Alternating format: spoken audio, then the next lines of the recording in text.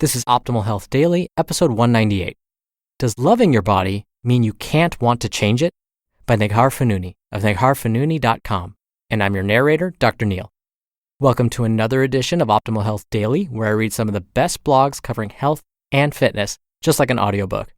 And if you didn't know, this is one of 4 podcasts, maybe 5 soon, where we read blogs to you. There's Optimal Living Daily, where my brother reads to you posts about personal development. Then there's Optimal Finance Daily, which has some great tips to get out of debt and make more money. And Optimal Startup Daily for entrepreneurs, freelancers, and anyone interested in having their own business. Definitely check those podcasts out if you like the format of this show. Now, what's exciting about today's post is it's brand new. It was just released this past month. So with that, let's get right to it as we optimize your life. Does loving your body mean you can't want to change it? By Neghar Fonooni of negharfonooni.com. Last week, during a fitness photo shoot, I intimated to my photographer and my assistant that I was the, quote, heaviest I'd ever been outside of my pregnancy.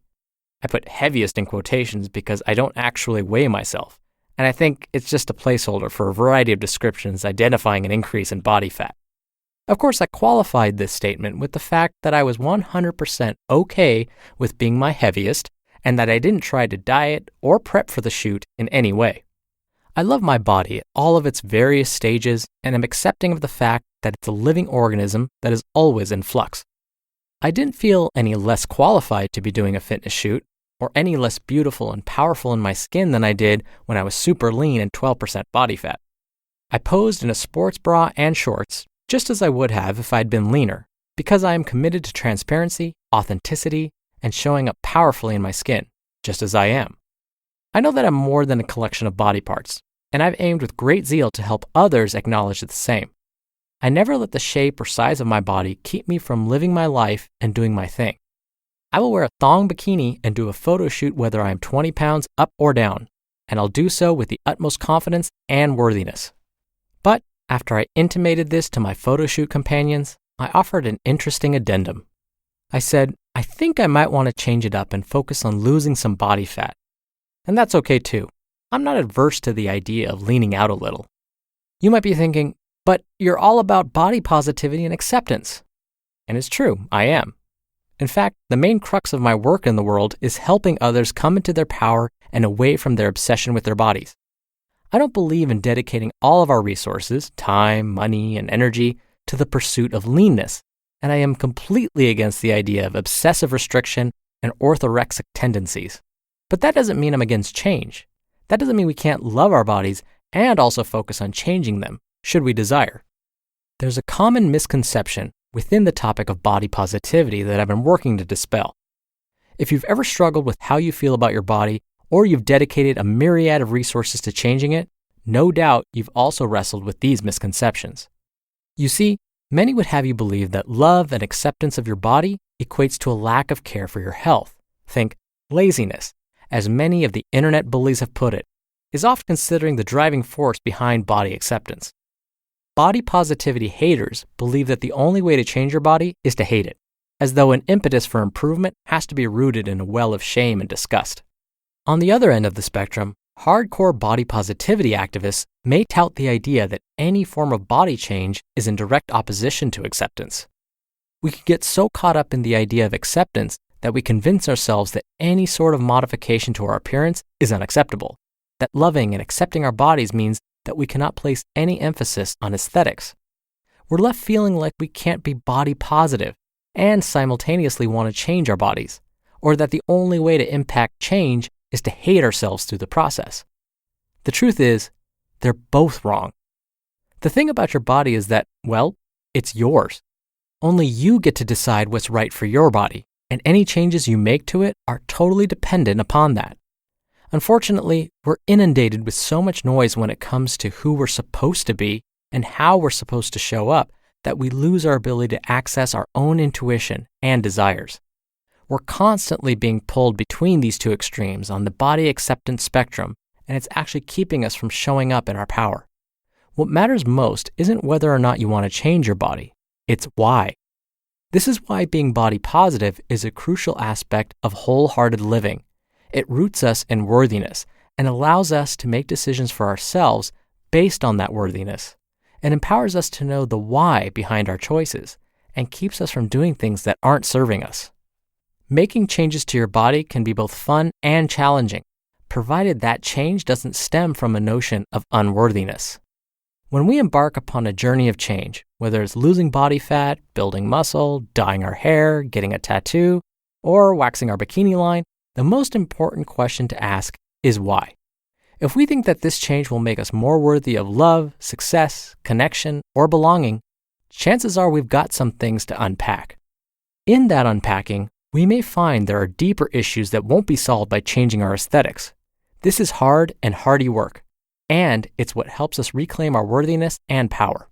But if we decide to make changes, simply because we're interested in a different aesthetic or perhaps due to matters of health, this is totally okay.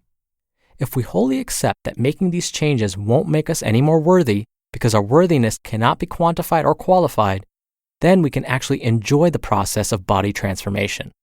The challenge involved in changing your body can build character and invite more abundance into your life, but not if it's done from a place of unworthiness. Thusly, when people ask me if it's okay to love and accept their body, but also want to change it, I stress the former.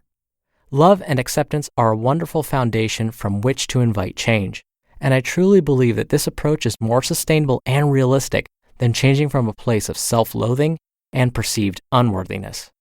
So if you're into the idea of body change, not because you think you're unworthy, but because you want to see what might happen if you shift your focus to body transformation, I'm into that too. I want you to feel free to make decisions for yourself based on your own wants and needs, not based on anyone else's opinions of who you should and shouldn't be. Can you love yourself and still want to change your body? Abso-fucking-lutely. You just listened to the post titled, "Does Loving Your Body Mean You Can't Want to Change It?" by Neghar Fonooni of negharfonooni.com. About halfway through my reading of the post, Ms. Fonooni mentioned that we're constantly inundated with images of people that look a certain way. TV shows, movies, magazines, and of course the internet have made access to these images even easier. So she's right, we're constantly being bombarded by these images.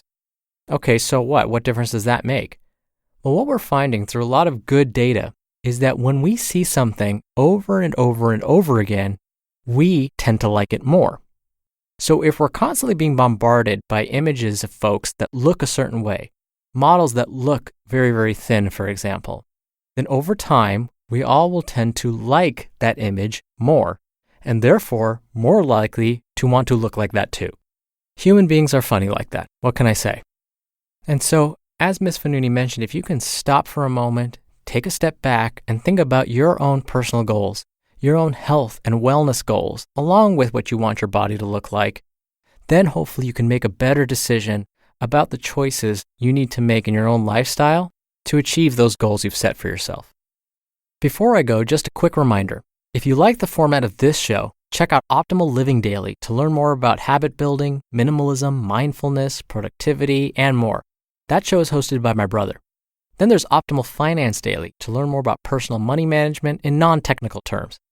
And finally, Optimal Startup Daily. If you have your own business or are interested in starting one, that's a great show to listen to. And there may be another show coming soon that'll be joining our podcast family. You'll have to stay tuned to learn more about that. Thank you for listening today and every day. I'll be back tomorrow with a post from a regular contributor, Nia Shanks, so I'll see you there, where your optimal life awaits. Hello, Life Optimizer. This is Justin Malik, creator and producer of this show and Optimal Living Daily, the brother podcast of this one. Literally, I'm Dr. Neil's brother. If you like the format of this show, you'll love Optimal Living Daily too, where I also read to you from blogs, but cover other topics like personal development, finance, and minimalism from bloggers like Derek Sivers, The Minimalists, Zen Habits, and many more. So for more amazing content read to you for free, come subscribe to Optimal Living Daily too, and together we'll optimize your life. You've been listening to Optimal Health Daily. Be sure to hit the subscribe button to stay up to date on each new episode, and head to oldpodcast.com. That's OLDpodcast.com for a free gift as well as more actionable tips and resources to help you maximize your potential. Thanks for joining us, and remember, your optimal life awaits.